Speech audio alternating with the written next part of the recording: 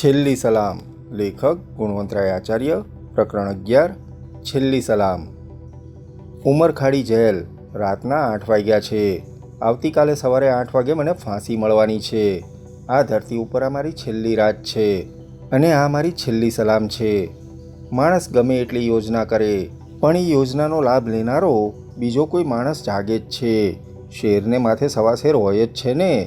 મારે માટે શેરને માથે સવાશેર નીકળ્યો, બીજો કોઈ નહીં. ને જેની અક્કલ માટે મને રજમાત્ર પણ માન ન હતું એ મહેતો. નીચલી અને ઉપલી અદાલતમાં મુકદ્દમો ચાલ્યો ત્યારે મને ખબર પડી કે મહેતાને પહેલેથી જ મારી તમામ ગોઠવાયેલી બાજી ઉપર પાકો વહેમ ગયો હતો. એ જગન્નાથને ગુનેગાર માનતો જ ન હતો.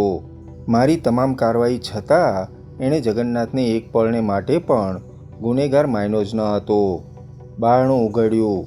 ફાંસી ખોલીમાં વસનારને આગલી રાતે ગમે તેની મુલાકાત લેવાનો હક છે. મેં એ હક અજમાવ્યો હતો. મેં મહેતાની મુલાકાત માગી હતી અને મેં તો આવ્યો. આવીને ઊભો રહ્યો. થોડી વાર સુધી મારી સામે તાકી રહ્યો.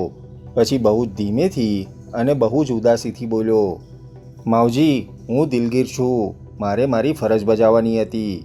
મેં કહ્યું, આવો મહેતા, તમે પોલીસ અમલદાર છો, તમે તમારી ફરજ બજાવી. હું જુગારી છું ને હારજીતનો અફસોસ મને ન હોય તો હું જુગારી શાનો? મારા મુકદ્દમાને કારણે મને લાગે છે કે ખાતામાં વર્ષોથી તમારી સામેની મૂંગી ચીડનો અંત આવશે ને તમે ઇન્સ્પેક્ટર થશો. મારે માટે એટલો જતા જતા આનંદનો વિષય છે. મહેતા કંઈ બોલ્યો નહીં. ખૂબ દોડ, ખૂબ જહેમત કરીને કોઈ શિકારીએ હરણાનો શિકાર કર્યો હોય, શિકારનો ઉમંગ સેવ્યો હોય, સફળતાની લિજ્જત વાગોળી હોય અને પછી પોતાની બંદૂકથી ઘાયલ થયેલી હરણી છેલ્લા શ્વાસ લેતી હોય ને શિકારીની બાજુમાં જોતો હોય, એમ મહેતાની મનોદશા હતી. પોતે શિકાર કર્યાનો એને આત્મગર્વ છે, આત્મસંતોષ છે, પણ પોતાની સફળતાને કારણે એક જીવ આ દુનિયા સદાને માટે છોડી જાય છે. એની વિવળતા છે. કહે છે કે ઘણા શિકારીએ આવા એક દ્રશ્ય પછી શિકાર કરવાનું જીવનભર તજી દીધું છે, પરંતુ મહેતાને આવો સ્મશાન વૈરાગ આવે ને પોલીસની નોકરી છોડી દે એમ માનવું વધારે પડતું હતું ને હું એ માનતો પણ નહોતો. મારે તો બીજું જ કામ હતું. મેં સીધી વાત કરી, મિસ્ટર મહેતા, તમે જાણો છો કે આવતીકાલે 8 વાગે મારે મહાપરિયાણ કરવાનું છે. મને એનો અફસોસ નથી.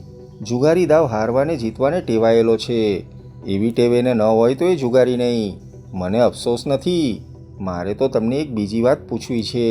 એ વાત એ કે મારી ક્યાં ગણતરીમાં ભૂલ થઈ? ગણતરીમાં ભૂલ?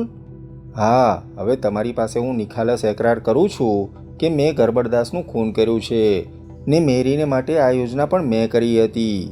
એ કામ મેં ગણતરીપૂર્વક કર્યું હતું. મારી ગણતરી એવી હતી કે ગરબડદાસના ખૂનનો દોષ જગન્નાથ ઉપર આવશે ને મેરીનું ખૂન કાં તો અકસ્માત ગણાશે ને કાં તો એનો દોષ ભગત અને એના સાગરીત ઉપર આવશે. મારી એ ગણતરી હતી, મારી ચોક્કસ ગણતરી હતી, પરંતુ તમે એનાથી ભૂલાવવામાં પડ્યા લાગ્યા નહીં. મારે જાણવું છે આટલું, તમારી નજર કેમ ચોંટી? ક્યારે ચોંટી? શા માટે ચોંટી? હવે એ વાતને ભૂલવી ન જોઈએ તમારે. માવજી, હોનહાર હો ગઈ. હવે તો તમારે ને કીર્તારને જે અંતર પડી ગયું છે એ અંતર ઘટાડવાની કોશિશ કરો. તમે રામ નામ લો. કહો તો અંત ઘડી સુધી એમાં તમને સાથ આપું. ના, એને માટે મોડું થયું છે.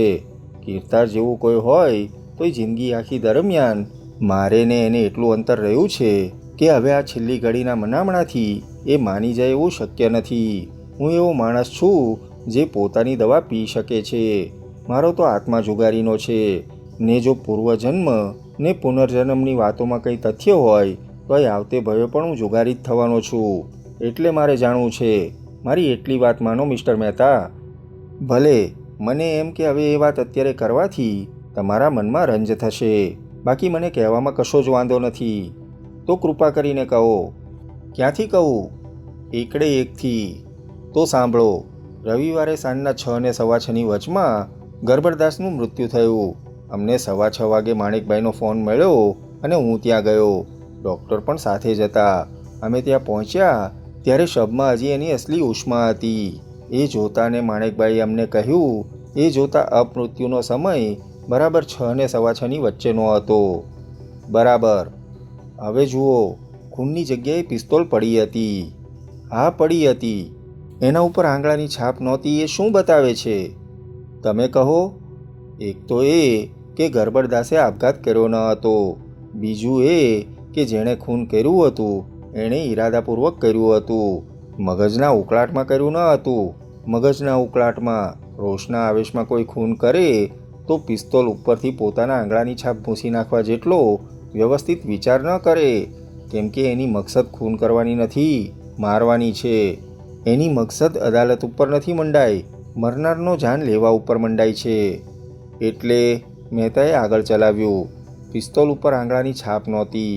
એ વાત એટલું બતાવતી હતી કે જેણે પણ ખૂન કર્યું છે એણે કોઈ ક્ષણિક આવેશમાં આવીને ખૂન નથી કર્યું, પરંતુ ઈરાદાપૂર્વકની યોજનાપૂર્વક ખૂન કર્યું છે. આ વાત તો તમને સમજાય છે ને? હું જાણે 12 કલાક પછી ફાંસીને માચડે ચડવાને બદલે કોઈ ડિટેક્ટિવ બનવાનો હોઉં અને એને માટે તાલીમ લેતો હોઉં એવો ભાવ અનુભવી રહ્યો. કેટલાક માણસો જેમ જન્મથી બહાદુર છે, જન્મથી જ વિદ્યાના સંસ્કારવાળા હોય છે, જન્મથી જ શ્રીમંતાઈના દમામવાળા હોય છે, તેમ કેટલાક માણસો જન્મથી જ જુગારી હોય છે.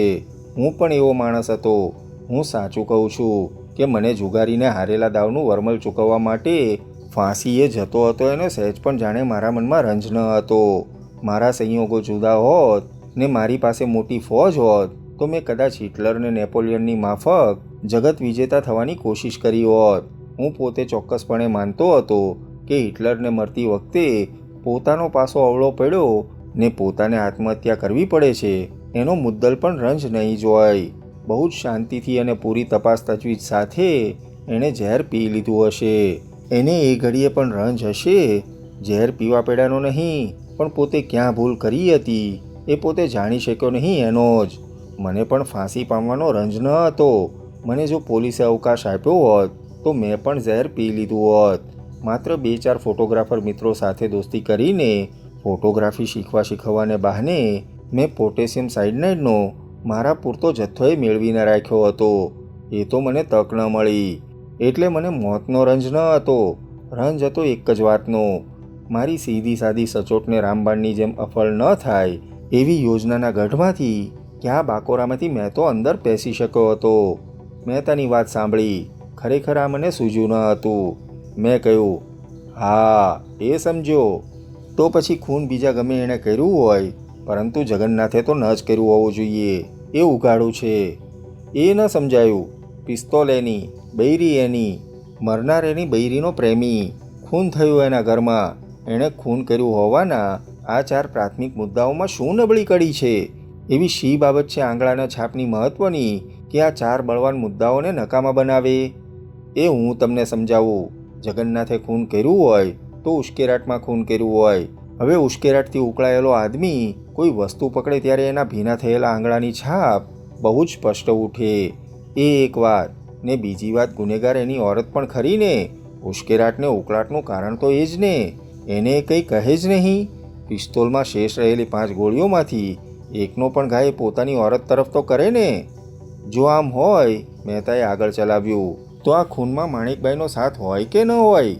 જગન્નાથની પિસ્તોલ ખૂનીના હાથમાં આવે કેમ? ખૂનીની નેમ ગરબડદાસનું ખૂન કરવા કરતાં જગન્નાથ ઉપર વહેમ, જગન્નાથ સામે કેસ મજબૂત કરવાની હોવી જોઈએ. ખૂનીને જગન્નાથ વચ્ચે સાંકળ માણેકની. જો આમ હોય તો માણેકનો એમાં સાથ ખરો કે નહીં? આ સવાલ પ્રસ્તુત છે એમ મારે કહેવું જોઈએ. પરંતુ એ સવાલમાંથી ઊભી થતી પરિસ્થિતિ તમે સમજ્યા કે નહીં? હા. એટલે તમે સમજ્યા હશો કે જગન્નાથે ખૂન કર્યું જ નથી એમ તો હું નહોતો કહી શકતો, પણ જગન્નાથને ખૂની માનવા પહેલાં જ વધારે સ્વસ્થ તપાસ કરવી જોઈએ. અને જગન્નાથે ખૂન કર્યું છે એ જો સાચું હોય તો વધારે સ્પષ્ટ રીતે તપાસ થવી જોઈએ છે. ને એને ખૂન ન કર્યું હોય તો બીજા ખૂનીની તપાસ કરવી જોઈએ. જે માટે મને જગન્નાથ ઉપરની શંકા ઘણી કાચી અને કોઈ ખૂનીની શક્યતા અસંભવિત ન લાગી તે જ પળે મને પિસ્તોલનો અને પિસ્તોલમાંથી એકમાત્ર ગરબડદાસ ઉપર થયેલા બારનો મર્મ સમજાયો. જાણે સાંકળની 2 કડી બરાબર ઠેકાણે બેસતી લાગી. જગન્નાથની પિસ્તોલનો મર્મ જગન્નાથ ઉપર વહેમ લઈ જવાનો, આંગળાની છાપ ભૂંસી નાખવાનો મર્મ ખૂનીના આંગળાની છાપ ભૂંસી નાખવાનો. એ તો ન પણ કરે. બૈરાને ધાકધમકી ને સમજાવટથી વશ કરી લેવાની એની ધારણા હોય.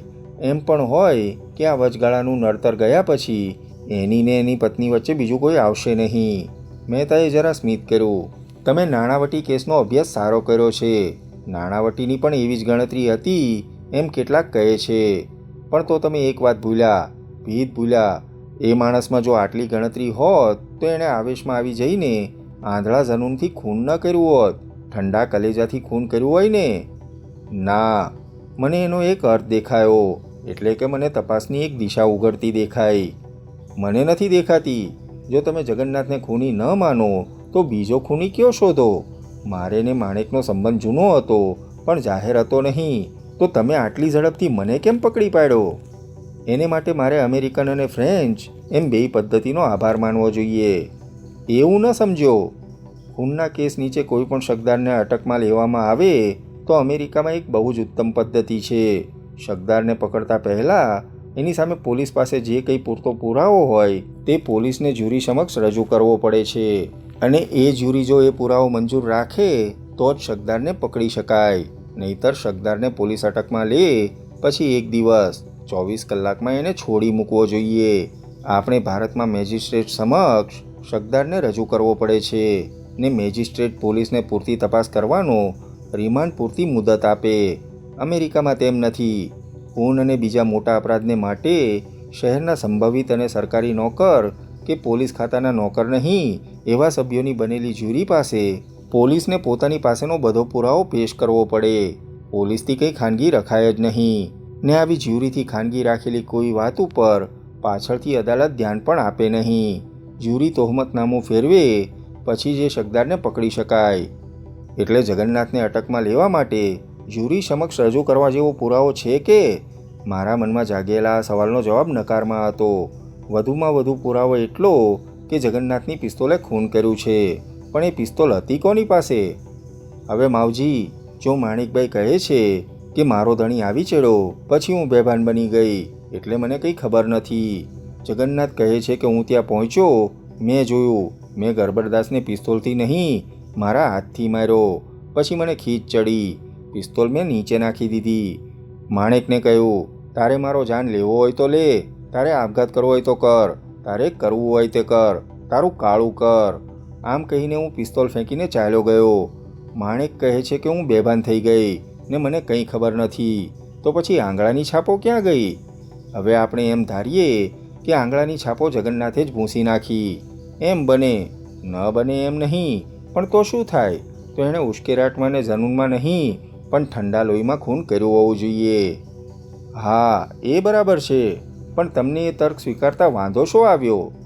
વાંધો એક, જો જગન્નાથે આમ ઠંડા લોહીમાં ઈરાદાપૂર્વકની યોજનાથી ખૂન કર્યું હોય તો ખૂન કરવાનો શક કોઈક બીજા ઉપર ઉઠાડવાની એણે તજવીજ કરી હોય.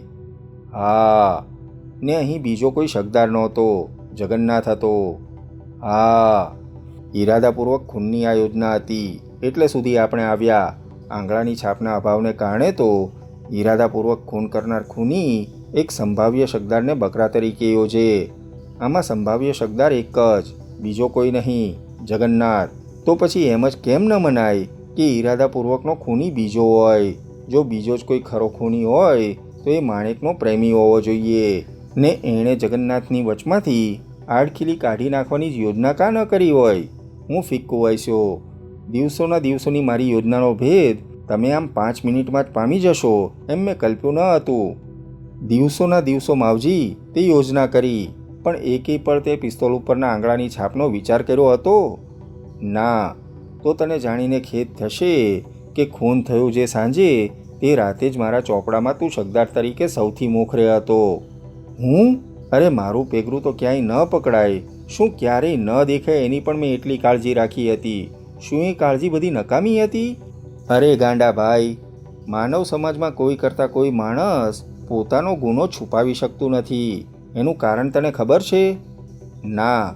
માણસને આ સુધરેલા જગતમાં સુધરેલી રીતે રહેવા માટે લાખ જાતના વ્યવહાર કરવા પડે છે, ને જ્યાં જ્યાં એને વ્યવહાર કરવા પડે છે ત્યાં ત્યાં એને પોતાના સગડ મૂકવા પડે છે. એવું ન સમજ્યો. ટૂંકમાં સમજાવું. પિસ્તોલ ઉપરથી આંગળાની છાપ ભૂંસી નાખવાનું કારણ શું? તારા આંગળાની છાપ પોલીસને ન મળે એ માટે. પણ જો ખૂનીના આંગળાની છાપ પોલીસ દફતરમાં મળતી ન હોય તો ખૂનીને આંગળાની છાપ પોલીસને મળે એનો ભય શા માટે હોય? એટલે મને લાગ્યું કે આ એક રસિક તપાસનો વિષય છે. તીર વાગે તો વાગે એવું છે ખરું. માણેકબાઈ જગન્નાથને ગરબડદાસના વર્તુળના માણસોમાંથી એવા કયા માણસો છે કે જેની આંગળાની છાપ પોલીસ દફતરમાં છે? મેં ગરબડદાસના ખૂનના પ્રસંગ સાથે સંકળાયેલા માણસોની તફસીલ કરી. એમાંથી કોના આંગળાની છાપ પોલીસ દફતર ઉપર છે એ મેં આખી રાત તપાસ કરી. ખરેખર પોલીસની તપાસ પદ્ધતિ મારે પહેલાં સમજવી જોઈતી હતી. હા, અને માવજી, મારી આખી રાતની પોલીસના આંગળાની છાપોના દફતરની તપાસ પછી મને ખબર પડી કે તમે એક જ એવા માણસ છો કે જેની આંગળાની છાપનો દાખલો પોલીસ દફતરે છે, ને જેને પોતાના આંગળાની છાપ પોલીસ ખાતામાં જાય એનાથી ડરવાનું હોય. 3 વખત તમારા આંગળાની છાપો પોલીસ દફતરે ચડી છે. એક તો તમે બુકી તરીકે લાયસન્સ લીધું ત્યારે, એકવાર શરાબબંધીના કેસમાં તમને સજા થઈ ત્યારે, ને ત્રીજી વાર એક ઘોડાને ડોમ શરતમાં જીતવા માટે દવાનું ઇન્જેક્શન આપવાનો તમારા ઉપર કેસ થયો હતો, એમાં તમને 1 માસની સજા થઈ ત્યારે. એટલે કે ગરબડદાસ સાથે સંકળાયેલા તમે, જગન્નાથને બોટ ઉપર લેવા ગયેલા, એટલે કે જગન્નાથ સાથે સંકળાયેલા તમે એક જ એવા માણસ હતા કે જેને પોતાના આંગળાની છાપ પોલીસમાં જાય એનાથી ડર પામવાનું હોય. એટલે મેં તમારા ઉપર નજર ફેરવી. યાદ છે તમને? તમે જગન્નાથના કહેવાથી એનો બચાવ કરવાની તજવીજ કરવા એના વકીલને ત્યાં ગયા ત્યારે હું પણ આવ્યો હતો તમને જોવાને. મેં તમને આંગળાની છાપ પિસ્તોલ ઉપર નથી એ વાત પણ કહી. મારે જોવું હતું તમે શું કહો છો. મેં તમારી તપાસ કરી. મેં તમને મેરી સાથે સંકળાયેલા જોયા. મને એ વિચિત્ર લાગ્યું. આટલી ઉતાવળ શા માટે? મેરી સાથેની તમારી સગાઈ સંબંધી આટલો ભારબોજ શા માટે? તમે ગરબડદાસના મિત્ર, તમારા કહેવા પ્રમાણે જગન્નાથના મિત્ર, જગન્નાથના કહેવા પ્રમાણે સંભવ છે કે તમે માણેકના મૂળ મિત્ર પણ હો. પણ મને નવાઈ એ થાય છે કે તમે એ કેમ જાણો? મેં એ માટે ફ્રેન્ચ પદ્ધતિનો ઉપયોગ કર્યો. ફ્રેન્ચ પદ્ધતિ? એ વળી શું? બીજા કોઈ દેશમાં ગુનાની તપાસમાં એ પદ્ધતિ અજમાવાતી નથી. અજમાવાતી હોય તો એનો જાહેર સ્વીકાર થતો નથી, પરંતુ ફ્રાન્સમાં એ પદ્ધતિ સર્વમાન્ય છે, સામાન્ય છે. સ્ત્રી અથવા પુરુષમાં અદેખાઈ જગાવવી અને જગાયેલી અદેખાઈ મારફત એમની વેરવૃત્તિ ઉશ્કેરવી. ફ્રાન્સમાં જેને સ્ત્રી લોલુપમાંથી જન્મતા ગુનાઓ કહે છે એનું પ્રમાણ વધારે છે, ને એવા ગુનાઓમાં એકાદ સાક્ષી કે એકાદ પક્ષકારની વેરભાવના જગાવવાનું સરળ બને છે. ત્યાં એ પદ્ધતિ અપનાવાય છે.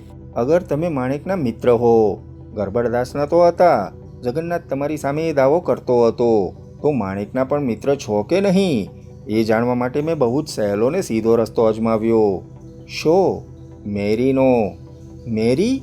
એ વળી ક્યાંથી આવી? મેરીને હું મળ્યો. મેરીના બાપને પણ મળ્યો. મેં મેરીના બાપને મેરીના સગપણ માટે મુબારકબાદી આપી, સાથોસાથ ચેતવણી પણ આપી. મેં કહ્યું કે પોલીસ અમલદાર તરીકે મારો આ અનુભવ છે કે આવા ઉતાવળા સગપણો મોટે ભાગે લગ્નમાં પરિણમતા નથી, કેમ કે એનો હેતુ તો કેવળ છોકરીને ભૂલાવામાં નાખીને ભોળવવાનો હોય છે, અને એકવાર ભોળવાઈ ગયા પછી શું કરે એ છોકરી?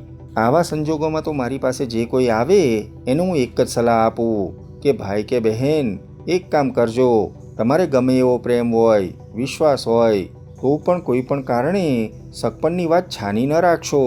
છાપામાં છેવટ ઘરને પૈસે પણ જાહેર ખબર છપાવીને પણ વેવિશાળની વાત જાહેર કરી દેવી.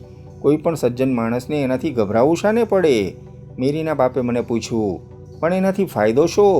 જેને સગપણ તોડવું જ છે એને વળી જાહેર ખબર શું અટકાવવાની છે? મહેતાએ આગળ ચલાવ્યું. મેં એને કહ્યું કે તમે ન સમજ્યા, આ જાહેર ખબર પ્રગટ થાય. હવે કાં તો સામો પક્ષ ત્યાંને ત્યાં એનો ઇનકાર કરે તો આપણે ત્યાંથી જ છૂટકો થાય ને વધારે ઊંડા પાણીમાં ઉતરવાનું ન રહે, કાં તો એનો સ્વીકાર કરે. એકવાર એનો સ્વીકાર કરે એટલે કાયદેસર બંધાયો, પછી સગપણ તોડવાની હિંમત ન કરે, ને કરે તો તમે એની પાસેથી નુકસાની માગી શકો.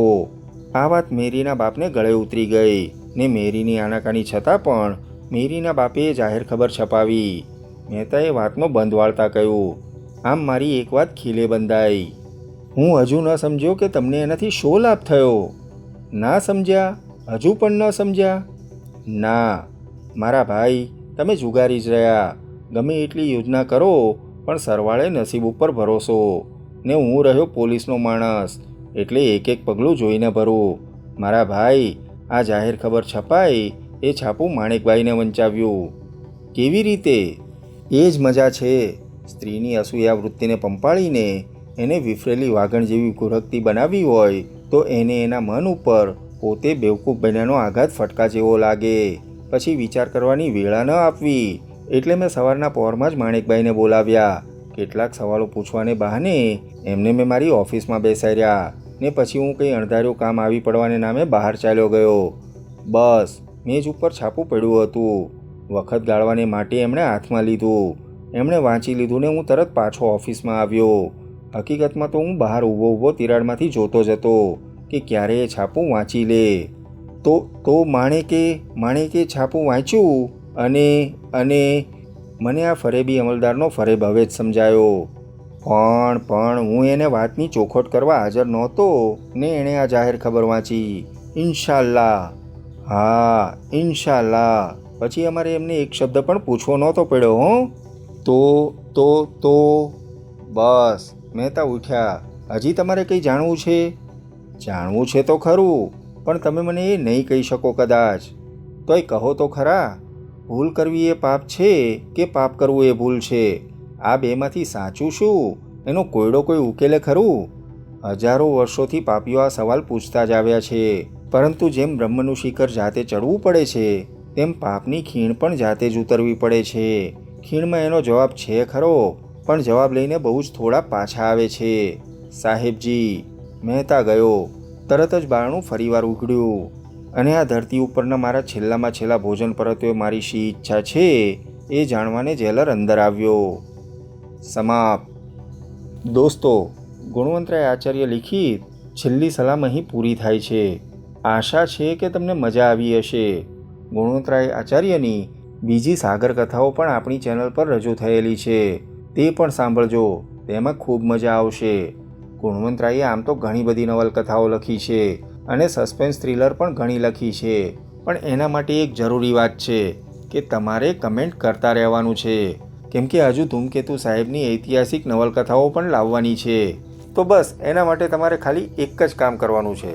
અમને કમેન્ટ કરતા રહેજો, દરેક વિડીયોને લાઈક કરતા રહેજો અને હંમેશા જોડાયેલા રહો ઓડિયો બુક ગુજરાતી સાથે, કેમ કે અમે અવનવી બુકો લઈને આવતા રહીશું.